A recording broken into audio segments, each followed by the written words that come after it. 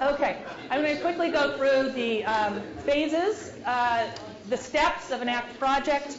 As most of you probably know, before we get to this stage right here, there's a lot of work that goes on. I screen all of the nonprofit organizations that are interested in having a project by phone initially, and then they have to, if they screen in and it sounds like a good organization that fits our criteria, they then have to submit a written application, which is currently done online. They also have to send in a signature, which includes a release form of liability for the university. We then look for leaders for these projects. Those projects we cannot find leaders for go away. We can't help those people. So unless we find leaders for projects, we don't do the projects. So every round, we only are able to do maybe half or fewer of the projects that come to us and go through the whole application process and are screened because we can't find project leaders. And we keep working on ways to find more leaders, but I just want you to know that's our choke point. So then we come up with the ones we have leaders for, and that's when you see them as an alum. That's when they go out and are advertised to you through our newsletter, online, and so forth. So that starts the phase one, our sounding board process, we call it, which takes about 2 months. That's when the leaders go out and they work with the clients to draft a draft work plan. And they try to do all this again before we pick a team.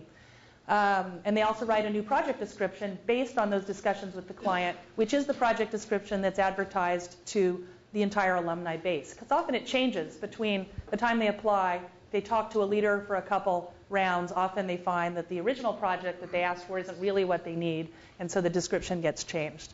So the leader writes a new project, it gets publicized, then we go into the execution mode. We recruit the team, which we just finished doing with all of you. So we put the team together. We have our ACT training morning, which is what we're doing now. We try to make these trainings different each time.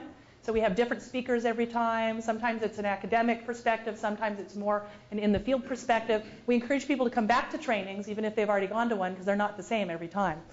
And then we implement the projects, which is about 4 to 6 months. We try to encourage all of you to do a mid-course review during your project, because often the work plan needs revising.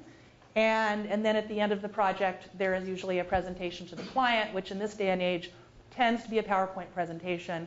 We collect your work plans and your final product, and our database now can house all of the soft copies of our past projects. Then we have the third phase, which is our wrap-up and evaluation. We send immediate follow-up surveys via Zoomerang to all of you, the leaders, and to the clients. And we then ask the satisfied clients to send a letter. We don't have a 100% satisfaction rate, but we're close. To a letter to the dean to impress upon the dean how important ACT is and what great work we're doing.